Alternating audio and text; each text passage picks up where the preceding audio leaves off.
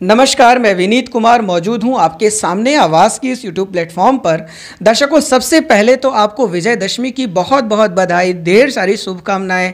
माँ करुणामयी आपके कष्टों को दूर करें और हमारे जनजीवन में खुशहाली आए। दुनिया में यह जो महामारी फैली है जिसके कारण हमारा जीवन बिल्कुल अस्त व्यस्त हो गया है, यह पटरी पर लौटे, देश की अर्थव्यवस्था में कुछ सुधार हो ताकि हमारा जीवन स्तर बेहतर हो सके। समस्त देशवासियों को शुभ विजया। दर्शकों, अब हम बात करते हैं खबरों पर। तो शुरुआत करेंगे हम बिहार से, जहां आने वाले 3 दिनों में बिहार विधानसभा चुनाव का पहला चरण शुरू हो जाएगा।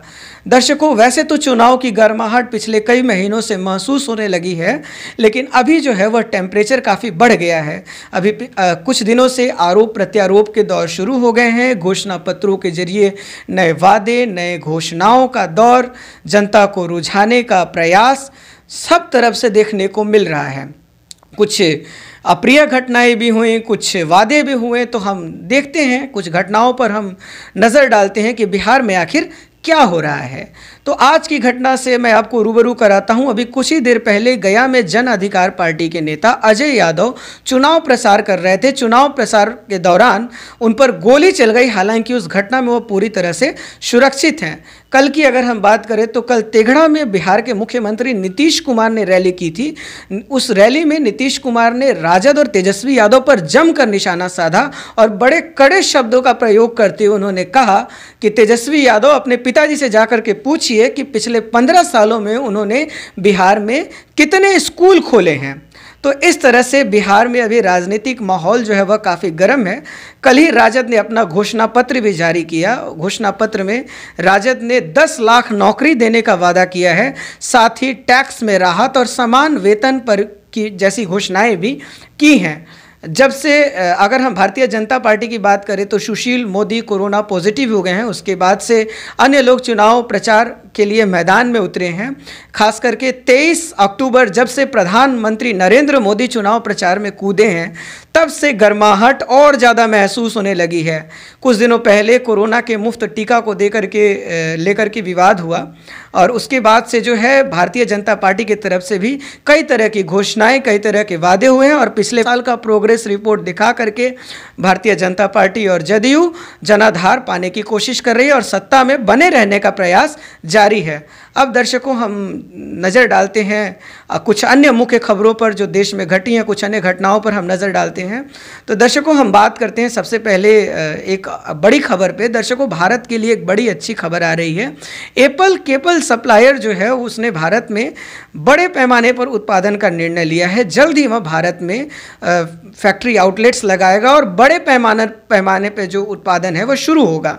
वहीं बात करें अगर हम दिल्ली की, तो दिल्ली के मुख्यमंत्री अरविंद केजरीवाल अभी कोरोना को लेकर के काफ़ी सचेत हैं और फिलहाल उन्होंने दिल्ली में स्कूल नहीं खोलने का निर्णय लिया है। विश्व स्वास्थ्य संगठन की तरफ से कोरोना को लेकर के एक बड़ी समस्या जो है वो उजागर हुई है। विश्व स्वास्थ्य संगठन ने बायोमेडिकल वेस्ट को कोरोना का फैलाव रोकने के रास्ते में सबसे बड़ी चुनौती माना है।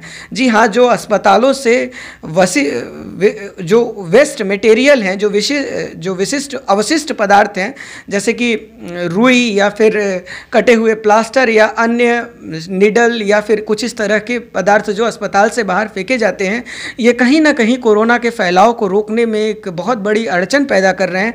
तो हम इस बात की उम्मीद करेंगे कि भारत सरकार की भी तरफ से इस क्षेत्र में कोई गाइडलाइन आएगी, क्योंकि आए दिन हम और आप भी इससे परेशान होते हैं जब हम अस्पतालों से गुजरते हैं और देखते हैं कि किस तरह से वहाँ कटे हुए प्लास्टर, खून के अनयूज्ड पैकेट्स या फिर कई बार तो कटे हुए हाथ पैर भी देखने को मिल जाते हैं हमें। तो हम आशा करते हैं कि भारत सरकार इसके संबंधित नई गाइडलाइन जल्द ही लाएगी। अभी आज की बात बताते हैं दर्शकों। पश्चिम बंगाल में एक अप्रिय घटना घटी है। फिर से भाजपा के नेता पर हमला हुआ है और इस बार 2 बाइक सवारों ने टीटागढ़ में भाजपा के स्थानीय नेता मनीष शुक्ला की गोली मार करके हत्या कर दी है।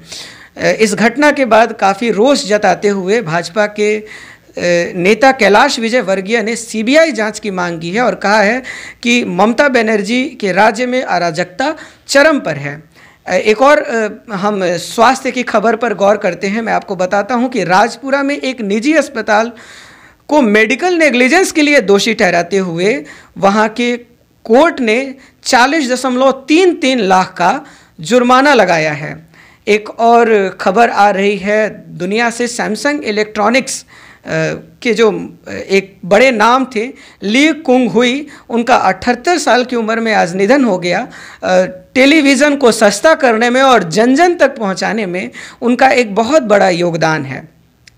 दर्शकों, आपने जब चुनाव प्रचार देखा होगा, चुनाव की रैलियां देखी होंगी, जब आपके सामने प्रत्याशी वोट मांगने जाते होंगे तो आपने देखा होगा कि उनके कंधे पर कुर्ता, कंधे पर गमछा, जैसे अभी मैंने भी पहना हुआ है, सफ़ेद कुर्ता, बेहतर परिधान, और वो आपके सामने आकर के वोट मांग रहे होते हैं, माला पहन करके आते हैं और आपसे वोट मांगते हैं।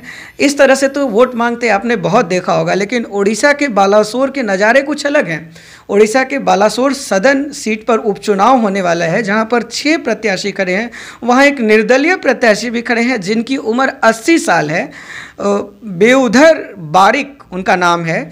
वह साइकिल से चुनाव प्रचार कर रहे हैं और लोगों से जा करके वोट मांग रहे हैं। वो इस उपचुनाव में खड़े होने वाले सबसे बुजुर्ग प्रत्याशी हैं। तो यह कुछ घटनाएं हैं, कुछ घटनाओं पर हम और गौर करेंगे और बातचीत करते हैं। एक घटना, कल बहुत अप्रिय घटना घटी काबुल में। दर्शकों, तो काबुल में कल एक बॉम्ब ब्लास्ट हो गया जिसमें लगभग 10 लोगों के मारे जाने की सूचना आई है। हमारे सूचना मिलने तक किसी आतंकी संगठन ने घटना की जिम्मेदारी नहीं ली थी। मरने वाले में कुछ छात्र भी शामिल हैं। कल की एक घटना पर हम और बात करेंगे। कल बीती रात पुणे में पुलिस ने एक व्यक्ति को 16 बोतल स्टेरॉइड ड्रग्स के साथ गिरफ्तार किया है। यह स्टेरॉइड ड्रग्स भारत सरकार द्वारा एक अवैध ड्रग्स माना गया है और वो जो व्यक्ति था वो बॉडी बिल्डर्स को अवैध रूप से यह दवा बेचने का कारोबार करता था। बॉम्बे हाई कोर्ट ने एक बड़ी समस्या पर चिंता जाहिर की है। उसने बताया कि देश में व्याप्त जो पब्लिक फंड का दुरुपयोग है यह अत्यंत चिंताजनक है और इस पर जल्द ही कदम उठाया जाना चाहिए। पालघर मामले में भी कल 38 लोगों की गिरफ्तारी हुई है और अब कुल आरोपियों की संख्या 70 हो चुकी है। तो ये कुछ मुख्य समाचार हैं। कुछ खेल समाचारों पर हम गौर करते हैं। कल का IPL मुकाबला बेहद ही रोमांचक रहा। कलकत्ता नाइट राइडर्स ने दिल्ली कैपिटल पर शानदार जीत दर्ज की। दूसरे मैच की बात करें तो पंजाब ने तो हैदराबाद के मुंह से जीत छीन ली। बिल्कुल अंतिम ओवर तक मुकाबला गया और अंत में पंजाब जीता उस मुकाबले को। आज की अगर हम IPL मुकाबलों की बात करें तो आज शाम 3:30 बजे से रॉयल चैलेंजर बेंगलोर और चेन्नई सुपर किंग्स के बीच मुकाबला होगा।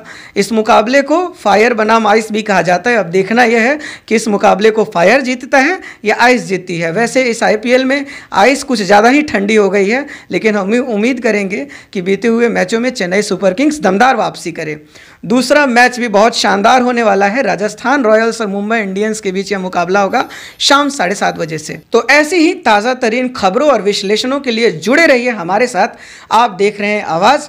हम पल पल आप तक अपडेट लेके आते रहेंगे, आपको सूचनाओं से रूबरू कराते रहेंगे। हमारे साथ जुड़े रहने के लिए आपका धन्यवाद। आपका प्यार और स्नेह हमें बहुत मिला है। आप अपना प्यार और स्नेह हम पर बनाए रखें। हमारी कोशिश होगी कि हम सीमित संसाधनों में भी आप तक बेहतर पहुंचाते रहें। धन्यवाद।